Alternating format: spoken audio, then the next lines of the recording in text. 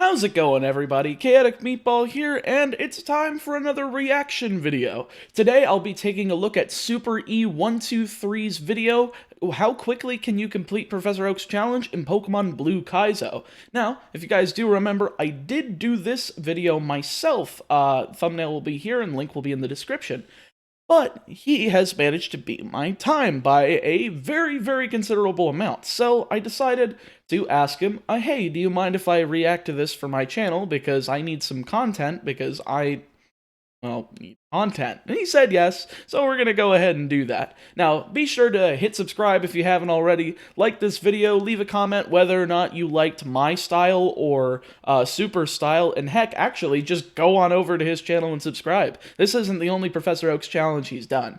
So let's go ahead and get right into the reaction. Alright, so we are back here with the video. It is 28 minutes, and so that we don't hold you guys up, I am going to put it on 1.25 times speed. I tend to watch YouTube videos at 1.5 times speed, but it is a little fast at that point, and I'm not sure if people will like that, so let's go ahead and get right into it. Hello everyone, my name is SooperE123, and today we're going to see how quickly can I beat Professor Oak's challenge in Pokemon Blue Kaizo. This is the second time I've done a POC in a Gen 1 game, but it's not the remix this time. But what is Pokemon Blue Kaizo? That is correct. He has done Fire Red Omega, which is a game I have not done. So if you guys want a POC that you have not seen before, definitely go check that one out. Games are generally the most difficult hacks you can get of any game, and this game takes no liberties on that, possibly being the most difficult Pokemon hack out there. Blue Kaizo strips you of anything that could be helpful in most capacities like backtracking and avoidable trainers and says, nah, you don't need that. Indeed. My run of Blue Kaizo, both as the complete water-type, monotype challenge, as well as the Professor Oak's challenge, it is very irritating not being able to backtrack or anything, and I couldn't imagine trying to do a Nuzlocke like Pokemon Challenges does for that. He's done this, and I think he's on he's in Emerald Kaizo now, so. It gives you the worst cards it can deal. Fire Red Omega is child's play compared to this. And a Professor Oak's challenge, if you are unaware, is where you fill up the Pokedex as much as possible before each gym. That is probably the best way of describing how a Professor Oak's challenge works. I am actually loving this. Graphic design is my passion as well. I know ChaoticMeatball did this challenge and beat the game in 153 hours 24 minutes. Hi, I suck at Professor Oak challenges. But can I get a better time on him? Let's find out. Here are the rules of the challenge. I have to catch and evolve every available Pokemon before getting the next gym badge. No trading or interacting with other games, but in-game trades are allowed because they don't use an external device. And no glitching to get any Pokemon earlier than I should be.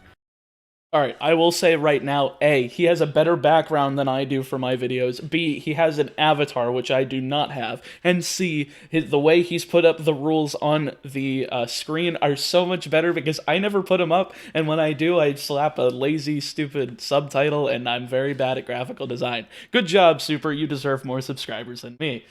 Should be doing this as vanilla as possible. And if you do go on to enjoy this video, remember to hit like and subscribe for more Professor Oak challenges and solo runs. I wish I did that. 14% of viewers are actually subscribed, so click the subscribe button if you do like this content. And without further ado, let's get into the challenge. So I started the game by picking Squirtle. It doesn't really matter which starter you pick, as you get them very soon after getting Pokeballs. I just wanted to pick Squirtle. Yeah, and no little jingle for obtaining Pokemon this time. I read your comments and a lot of you really didn't like it as much as I thought you would, so we're just not going to have it for this. Yeah, that's something that I noticed. A few Professor Oak's challenges, the beginning ones that I did, like Fire Red and Alpha Sapphire, and I think Coliseum were like the only three I had the jingles for. I might have had them for a few more, but I did notice that people got irritated with it. I think the only one that still does the jingles are Johnstone, and maybe the occasional person who has done one video for a Professor Oak challenge and nothing else. Time. Oh yeah, and the rival just casually has a Mew. After doing the Oak's Parcel quest, I can get Pokeballs, buying them for the low price of just 10 Pokedollars. And this means we can immediately start catching everything before Brock's gym. Starting in Route 1, we can catch Pidgey, Weedle, Caterpie, Rattata, Ekans, Sandshrew, Spearow, Nidoran Female, and Nidoran Male. After beating the rival on Route 22, I caught Bulbasaur, Charmander, and Ditto at 1% encounter. On Route 2 we can find Cubone, Vulpix, Diglett, Mankey, Growlithe, Jigglypuff, Psyduck, and Meowth, which was horrid since it's a 1% encounter. I do love the way that he just did Diglett there. That is the type of thing that I would do every single time I forget where some sort of footage is. And for that, I will toast to Diglett being lost. And in Viridian Forest, we can catch Pikachu, Paris, oh, come on! Venonat, Oddish, Bellsprout, Poliwag, and Ponyta. And that's all the captures we have to make. That's one thing that sucks about Generation 1 and 2, is that the box will not automatically change, therefore you have to go change it, and if you're looking for a 1% encounter and you forgot, good luck, you're gonna have to find it again. Sound too bad, right? Well, considering my last one was Fire Red Omega where I had to catch 386 Pokemon, this is a lot better. While you're on Route 2, remember to pick up the Moonstone on the way to Pewter City. Route 2 is also the best place for training due to the insane encounter rate. Viridian Forest has a much lower encounter rate, meaning that finding Pokemon while walking is a lot less common, and the Pokemon in the forest give off similar EXP to the ones on Route 2, but of course with less encounters, your yield is going to be much lower. You're going to be getting around 45 to 55 EXP off each Pokemon, so it does take a while to grind. The problem Pokemon was especially Venonat, which was hard to train due to the amount of fire and ground types on this route, and its lack of attacking moves that it starts with. Paris was a pain also, as it has low PP on Mega Drain and Leech Life, but at least it was okay against the ground types. These low PP moves means I had to run to the Pokemon Center more often than I would have liked to. You do get some really good level up moves to work with other Pokemon however, like Ponyta getting Flamethrower really early, and Psyduck having a full move set including Bubble Beam and Psybeam by level 10. Yeah, I found Psyduck to be one of the easiest Pokemon to train in Blue Kaizo because of that. That's why I thought it was such a very pivotal Pokemon that I had to have in my Water Monotype challenge, and because of it, it's one of the best Pokemon in the beginning of the game. The biggest shock definitely was Ekans learning Earthquake at level 15. Imagine this tiny snake causing serious damage on the Richter scale. Meowth doesn't get any move apart from Bite at level 16, but it does get Payday at that level, which helps when grinding to make some serious cash. The free starters of course took the most time with them evolving twice and pretty late. Ivysaur doesn't evolve into Venusaur at level 32 anymore, instead being updated to level 36. That was one thing that frustrated me with this, is when some of the levels were adjusted, like Ivysaur into Venusaur being level 36 was a little bit irritating, because it's like, what was the point? Why not just decrease them all to 32? Why not make my life easier? Like the rest of the starter crew, but in contrast, some Pokemon like Pidgey and Ponyta have their evolution levels decreased. And that means we have evolved the following: Bulbasaur into Ivysaur at level 16, and then into Venusaur at level 36, Charmander into Charmeleon at level 16, and then into Charizard at level 36, Squirtle to Wartortle at level 16, and into Blastoise at level 36, Pidgey into Pidgeotto at level 9, and into Pidgeot at level 20. That was one of my favorites, seeing it at level 9 and into level 20. That kind of made up for the fact that you had to get all three starters to 36, just slightly. Weedle into Kakuna at level 7, and then into Beedrill at level 10, Caterpie into Metapod at level 7, and into Butterfree at level 10, Rattata into Raticate at level 20, Ekans into Arbok at level 16. Level 16 is a little bit lower since it normally evolves at level 22, so that also accounts for some save time. Sandshrew into Sandslash at level 22, Spearow into Fearow at level 20, Nidoran F into Nidorina at level 16, Nidoran M into Nidorino at level 16, Cubone into Marowak at level 16. Another level 16 evolution here. It normally evolves at level 28, so that's a lot of save time, because 12 levels that laid on into the leveling up. 16 to 28 takes a considerable amount of EXP at the point of only grinding on like level 4s and 5s. So Cubone is definitely a huge time save than if you were playing this with base evolution levels for Red and Blue. Diglett into Dugtrio at level 26. Mankey into Primeape at level 20. 20 again, but it normally evolves at 28. Psyduck into Golduck at level 20. Same here, except it's 33, so that's even more save levels. Meowth into Persian at level 28. Paris into Parasect at level 24. Venonat to Venomoth at level 31. Oddish to Gloom at level 16. 16, it's not that big of a deal because it normally evolves at level 21, but the 5 additional save levels is nice. Bellsprout to Weepinbell at level 16. Same here with Weepinbell. Poliwag to Poliwhirl at level 14. That was a really crazy one for me because I expected it to evolve at level 25. Ponyta to Rapidash at level 26. 26 is really nice because it normally evolves at level 40, and getting to something at level 40 before the first badge is really difficult, so 26 is a lot more recent. And Jigglypuff into Wigglytuff with the Moonstone. For the final levels of Venonat, I will admit I just used rare candies that I found, and we beat that section with an in-game time of 38 hours and 37 minutes with 58 Pokemon registered. Now the only way to get into the gym is to speak to this guy with the power of walking over ledges. So I went into the gym, swept Brock's updated Kaizo team, and moved on to section 2 of the challenge. Starting section 2, and you can immediately get some encounters, as there is a patch of grass right before the trainers, so you can get your encounters and start working on them right away. On Route 3 you can catch Geodude, Rhyhorn, and Machop. Geodude only knowing self-destruct at this stage, so you're going to be switch training it throughout the trainers. Geodude only knowing self-destruct, I think, was the most frustrating part of this section, which is saying something because it's literally right at the beginning. As soon as you reach Route 4, where you can get the Magikarp for 500 Pokédollars, Voltorb, Magnemite, Seal, and Krabby, and then you can go into Mount Moon and catch Clefairy, Zubat, Onix, Grimer on the first basement floor, and Coughing on the second basement floor. Mount Moon was a tough one to get through due to my lack of healing items and the sheer amount of encounters and tough trainers. All the trainers are required, and most places block off backtracking to the Pokemon Center, meaning the only option to heal is death. Yep.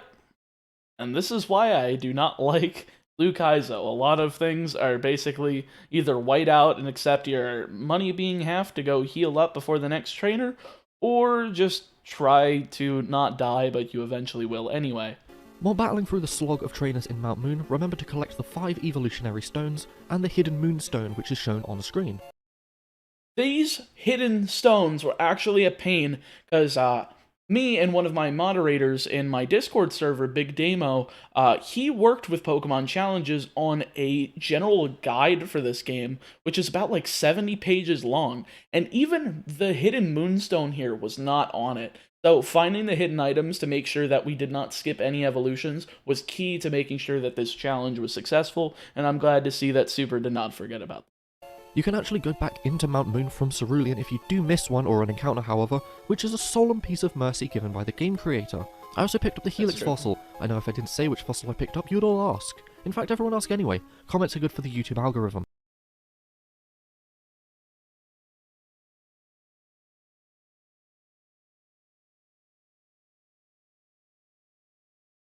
Damn, it's been a while since I broke out that gag. I don't get the fossils in my Gen 3 runs because they're not needed.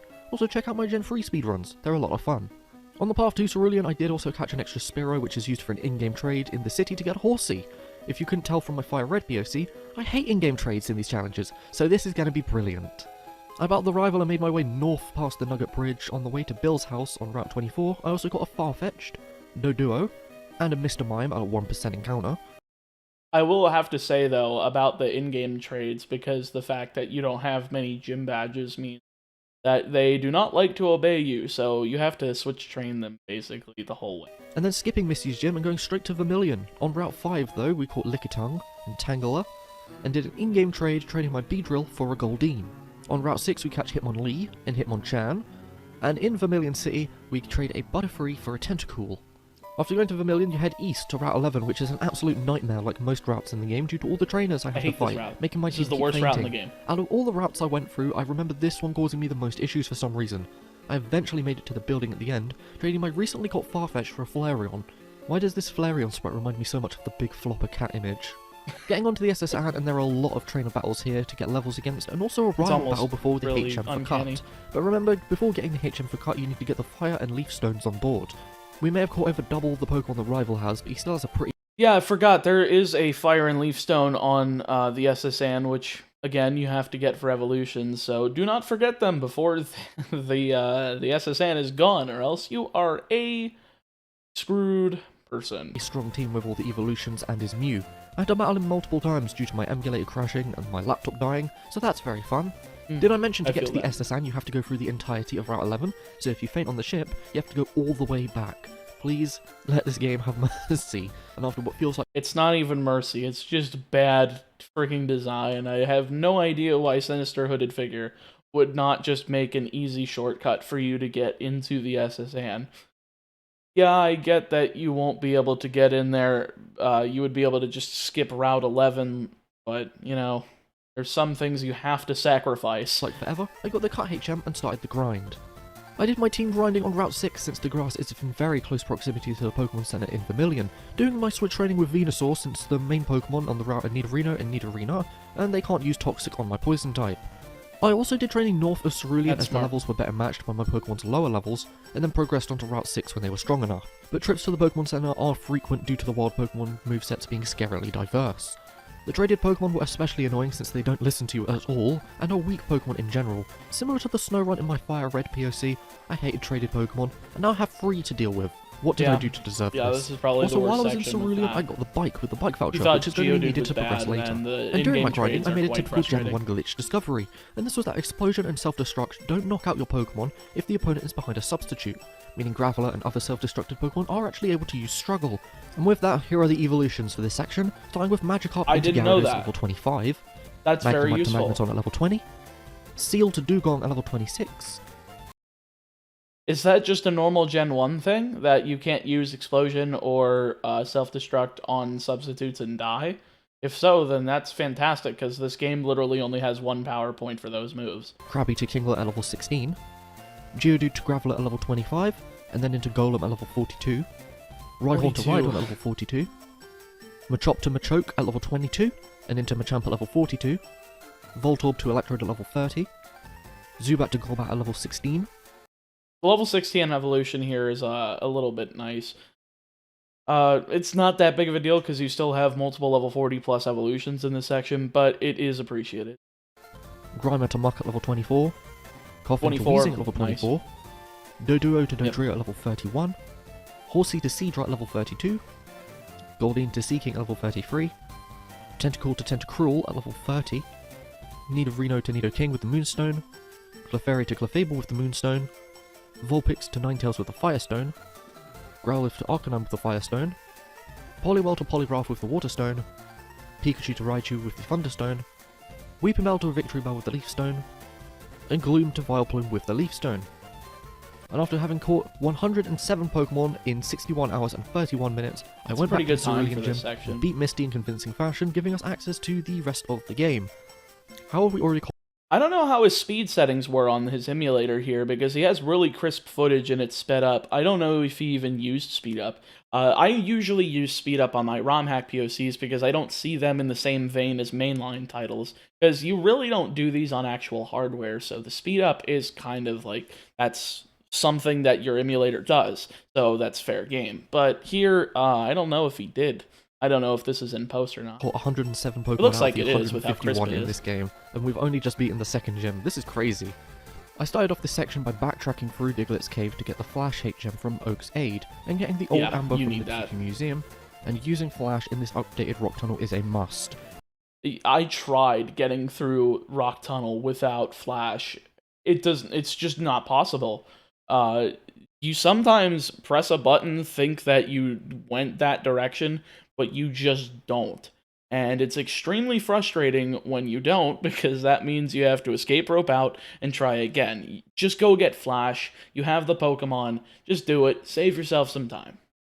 It's not like normal rock tunnel where you can just use muscle memory of getting through Kanto 200 times. Unless you're a masochist, you need something with Flash. But before getting to Rock Tunnel, the only thing you need to catch is Cypher on Route 9. Rock Tunnel That's funny, you thankfully can has catch it no through new encounters, Substitute. but a lot of trainers that sent me back through the cave more times than I'd like to admit. A rule of thumb for traversing through here is to just follow the trainers. Basically everywhere in this game where you have to go has mandatory trainers, so follow the trainers and you'll be on your way. Indeed. There's nothing new on the way to Celadon, so you can just keep going This to... design is just so weird because there's no walls. It's just half black. Half black.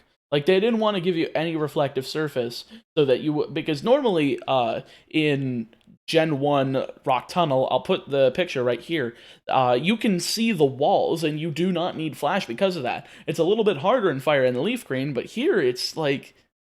Why do they hate you so much? the department store and get the Moonstone, which will evolve your Nidorina into Nidoqueen. There is only one other Pokemon in Celadon, which is the Porygon. Luckily, it is only 1,000 coins, so it saves me from the clutches of underage gambling. You then just have to go through the game normally, beating the updated Giovanni and the self-scope to get to the Pokemon Tower to catch Ghastly. I also found a Wild Haunter and caught that to save time on leveling up and evolving the initial Ghastly. This is the only thing you need to train for a long time in this section, and it becomes really good when you get to Gengar. I kept training it while saving Mr. Fuji and getting the Poker Flute to awaken the sleeping Snorlax. Snorlax actually has self-destruct, and I didn't know if there was a second encounter in this game, so I saved beforehand. 2 tries later, and I caught it. That was a wise decision. I did have prior knowledge of that because of the water monotype challenge, so I made sure to save as well. So that was good on him to remember that. There is an extra Snorlax at the end of Cycling Road, so if you do miss this one, don't fear, as you can get another one very soon. The only things left are the routes south of Lavender, which is the only way to get to Fuchsia City, and the Safari Zone where our final encounters are. As a bit of a time save, I had my Magneton that knows Flashland Teleport, so I can go back to the Lavender Town Pokemon Center easier. That's actually genius. I cannot remember if Haunter can get Teleport in this, because if he can, then I think putting Teleport on Haunter would have been a better investment to have more Pokemon in your party that you need to train, but that's just me. But I really like that. I did not realize that Magneton got Teleport. And that Pokemon Center is the only one for the next few hours, since Fuchsia City is blocked off with ledges. The thing about the Safari Zone is that you just have enough steps to get to the very end house to get the Surf HM, which means there is very little margin for error. And by very little, I mean no margin for error.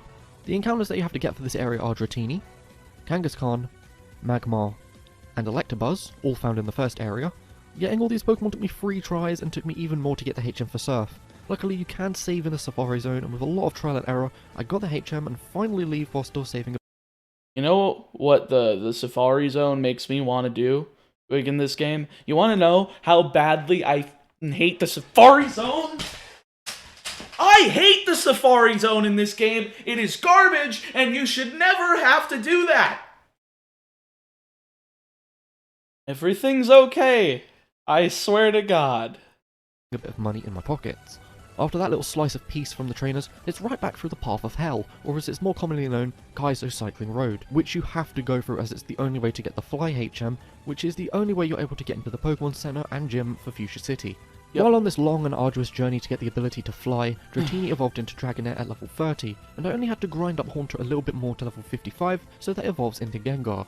I trained Dragonair in the cross west of Lavender Town as it is close to a Pokemon Center and I can knock out the wild Pokemon fairly easily, and with Dragonair learning Blizzard at level 45, it does give it a lot more coverage, also teaching it Surf for the many fire types on that route, and once I leveled up enough, I went to the route just east of Celadon since it has a higher EXP yield with the I guess it's fair.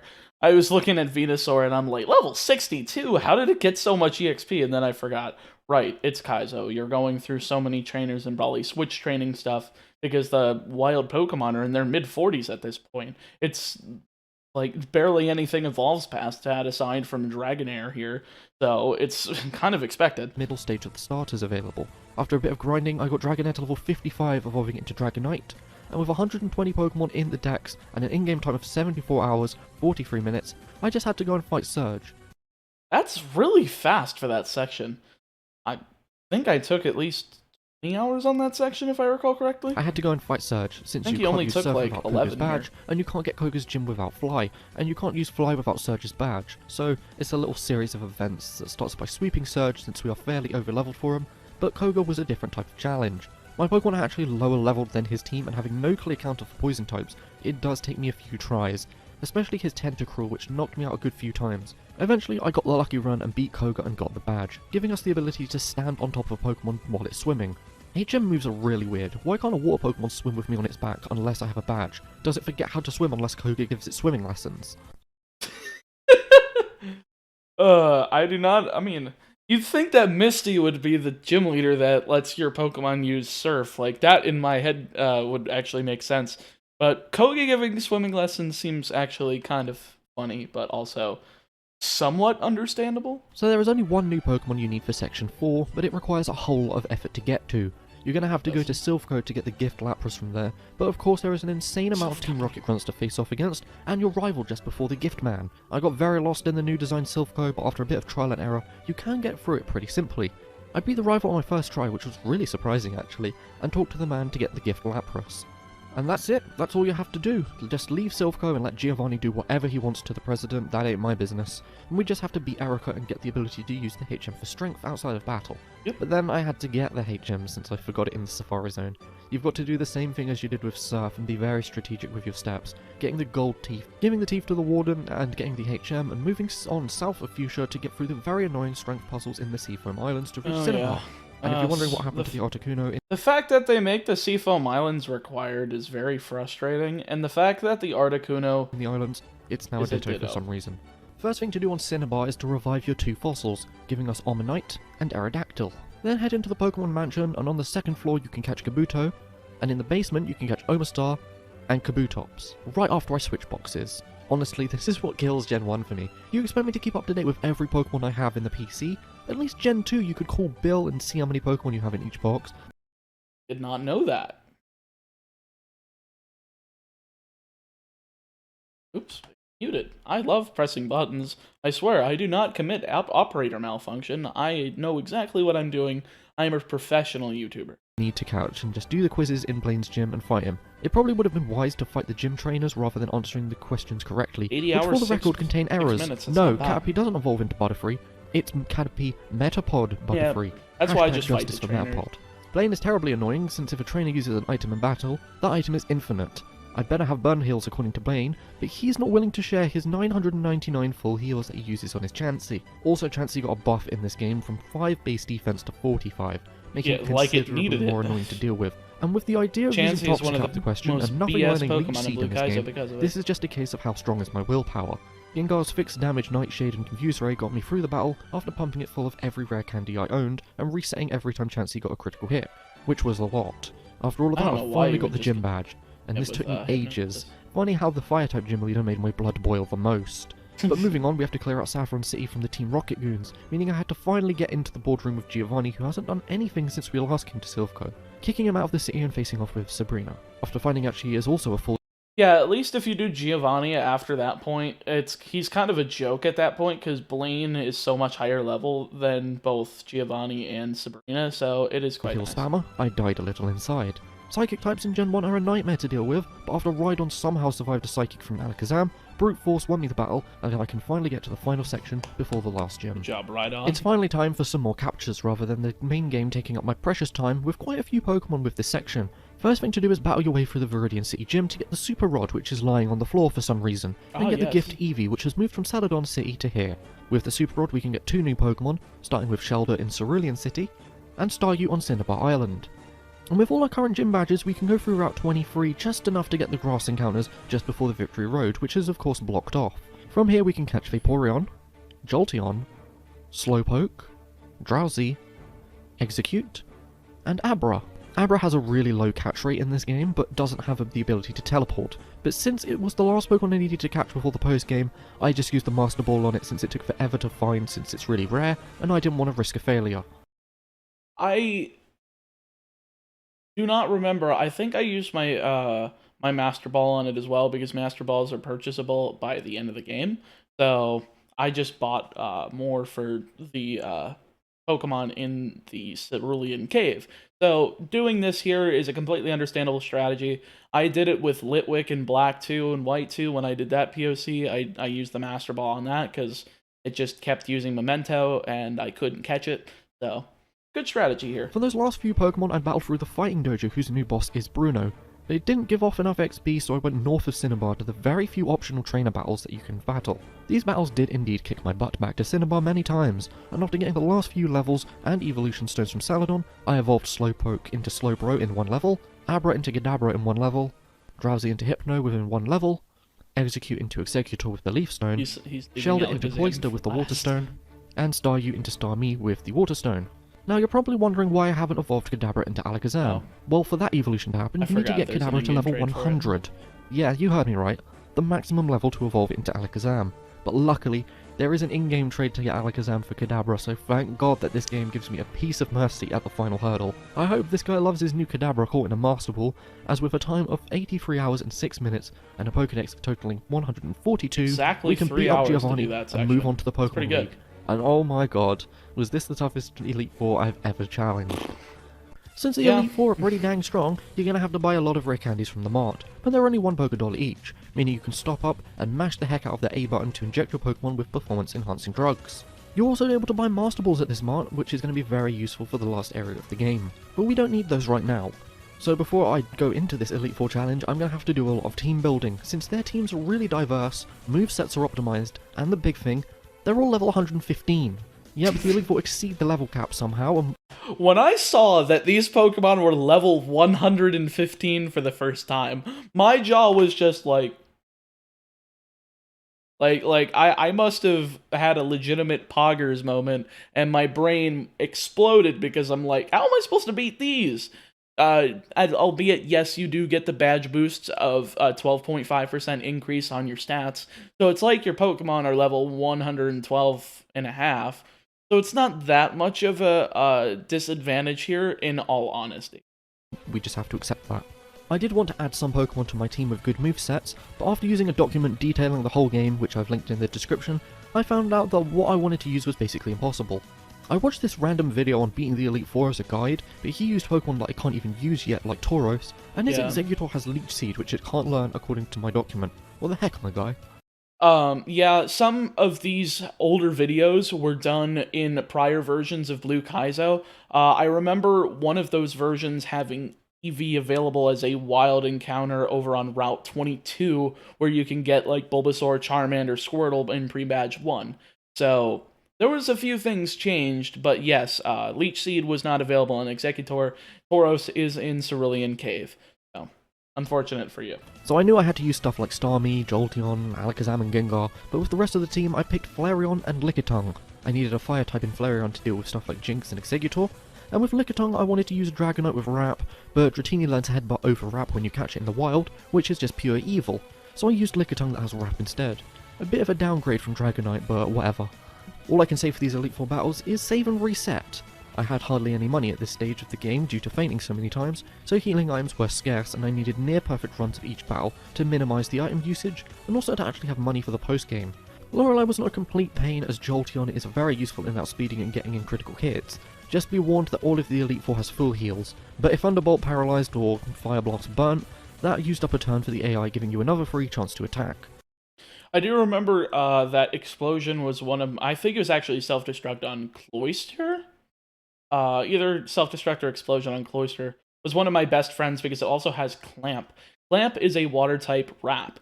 So Clamp plus Explosion really allowed me to leech off a lot of really easy victories over the Elite Four members, both in my water monotype, which was my first Blue Kaizo challenge I did, and then in the POC I knew, okay, this is what we have to do so that we can get through this without it being a pain and we can get to the Cerulean Cave. Before saving before each member of the Elite Four, I did a few practice runs and actually made it up to Lance 1 run by getting really good luck on Professor Oak's Chansey, who now replaces Bruno in the Elite Four. But ultimately, I only had Oak's Starmie left, Chansey and is of course, such a it was impossible to beat the pain rest in of the league with only a friggin' run, Starmie. dude. But there was positive signs. I battled the rest of the trainers north of Cinnabar to get some more money for healing items, and I did my main run of the Elite Four, which was an RNG-based nightmare. Getting past Oak's Chansey was the main issue of the whole Elite Four, and Lance was pretty bad to get past. But eventually, I got through to the champion battle, and oh my god, this was the worst time I've had playing Pokemon in my life. It made me question why I started this channel in the first place. So starting off before the battles even started, I had no more Kaizo hyper games will do potions, so that to healing you. school is out the window, mixed with the start to the battle I have to make where I can only be hit by Mew once, or I'll lose immediately. Gengar and Confusion hacks were key in this first stage of the battle, and if by some miracle Mew does hit itself with all of its chances to attack, then the rest of the battle needs to be just as lucky. Here's a solid core of Jolteon, Starmie and Exeggutor which I can just about deal with. The Jolteon needs to be defeated by my half-health Lickitung, Exeggutor needs to be taken out swiftly with Flareon's Fire Blast, or else I have no counter for it, Lucky and Starmie just friggin' needs to be a burn on lucky Fire shot Blast Thunderbolt there. with Jolteon. Wasting What that if full these heal were my and team therefore being not low health? allowing a turn His go Tauros through. is the main killer though, as it Tauros, is so fast and Tauros powerful. is like the best Alakazam Pokemon can in Gen attack 1, with and a that's why Psychic it's before such it a faints, nightmare in and I this had to just champion use the fight. speed of Jolteon and Taurus' pull special to make it to his final Pokemon, which is of course a Mewtwo. On the off chance I could even make it to Mewtwo, it would just hit every attack as a crit and make me cry more and more. Every time it seemed I was in a good position to win, the game says, oh no, I'm going to lose, quick, Mewtwo, have every attack be a critical. I don't know how or why I'm considering doing a monotype run of this game when it has driven me this far to insanity. I would give anything to just save state in this battle, but that's unfair to anyone else doing this POC. It took me the most painful hour of my life, but with the power of sand attack hacks, I got the victory and can get the last Pokemon in this challenge. Yeah, sand attack is definitely helpful here, even though it only has 5 power points as his last Pokemon. He does not switch. After the torment of the Elite Four, this is the final section, and it's going to be a bit easier as all I have to do is chuck Master Balls at things and then close the game. But I could only afford 6 Master Balls, so I picked up some Ultra Balls and went into the Cerulean Cave. There's no point in using repels in here, by the way, since every Pokemon is level 100, and on the second floor there are fake staircases that take you back down to the lower floor, so I save frequently and reset if I got into a spot of bother. The Pokemon you can catch on the first floor are Pinsir, Jinx, and Moltres. Yeah, the legendary birds are in here and fairly rare, so bring some Master Balls for them. Yeah, the Master on the second floor just you can need to catch be used on the Chansey and legendaries. Articuno, and on the final floor you can catch Tauros, Zapdos, Mew, and get the final encounter at the end of the cave with Mewtwo, chucking a Master Ball at it and finishing the game with all 151 Pokemon and an in-game time of 88 hours and 42 minutes. 88 hours, 42 minutes. There must have been something I was missing when I was doing my Blue Kaizo POC, because I thought I did relatively well, but 88 hours? That's almost as fast as, like, somebody doing their first POC in Red and Blue normally. So, that's really good. Great on you, Super, for being able to do this in such a short amount of time. I mean, 88 hours, relatively speaking, almost 89 hours, a short amount of time in POC standards. But with that, that is the end of the video. Let's see if there's anything interesting in the last It appears minute that I've here. beaten your time, Mr. Meatball. But in all seriousness, thanks for him making his video guide so I could make this video, and all the resources linked in the description. This wasn't a hard game to do in POC on, it was just a hard game in general. I could definitely get a better time if I didn't white out as much and maybe had actually played through the game beforehand, but I'm sure I'll do it for a monotype run in the near future. This game was very difficult and I'm glad to see the back of it for now, but if you did enjoy this video, please leave a like, subscribe for more videos, and comment any challenges you'd like to see in the future. My Twitter is @SooperE123 if you want to send me challenge ideas there, and while you're there, follow me and retweet the video link so that we can get loads of people watching this. Do the same for me as well. I would definitely appreciate it. But yes, definitely go over to his channel. I will have it in the pinned comment. I will have it in the description. I will try to shill the ever-living crap out of him. He is so close to 1,000 subscribers. I'd love to see this guy get monetized and take off soon, man. Because this was a pretty damn fun challenge. Thank you all so much for watching, and I'll see you in the next challenge video. So that's the video. He did a really good job with this. I really liked how the voiceover was done. This is his second POC, so he kind of had the experience of doing Fire Red Omega. If you guys would like me to react to Fire Red Omega in the future, let me know in the comment section on Twitter, in whatever form you want to, and I might do it. And I might actually react to other people's Professor Oak's challenges, assuming they give me permission. So, that's the video, guys. Make sure to like, comment, subscribe, tell a friend about both myself and SooperE123. Go subscribe to him, go like all his videos. Give him the watch time. He does need 4,000 watched hours to get monetized. That is one of the hardest things to do as a YouTuber. So, if you guys can go watch his POCs, both of them combined is 1 hour, 4,000 people do that. Bam. That's a monetized channel right there. So, anyway, thank you guys so much for watching, and we'll see you soon.